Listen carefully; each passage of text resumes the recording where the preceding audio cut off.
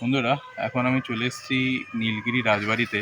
রাজবাড়ির যে অবস্থা, তথৈব যে অবস্থা, চারদিকটা দেখলেই বোঝা যাবে। ভাঙাচোরা অবস্থা চারিদিকে। একটা সময় ছিল যখন কত রমরমা ব্যাপার ছিল, আর এখন চারিদিকটা একদম খাঁ করছে। যখন লোক ছিল তখন প্রচুর লোক সমাগম হতো, আর এখন অবস্থা দেখুন, জঙ্গল হয়ে গেছে। দাঁড়ান দেখা, এই যে এই এখন রাজবাড়ির অবস্থা বোঝা যাচ্ছে। দেখুন, এই হচ্ছে নীলগিরি রাজবাড়ি।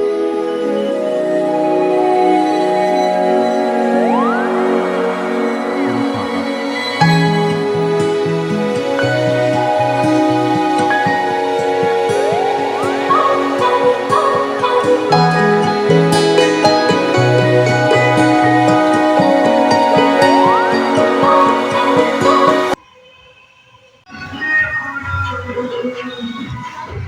নীলগিরি রাজপ্রাসাদ।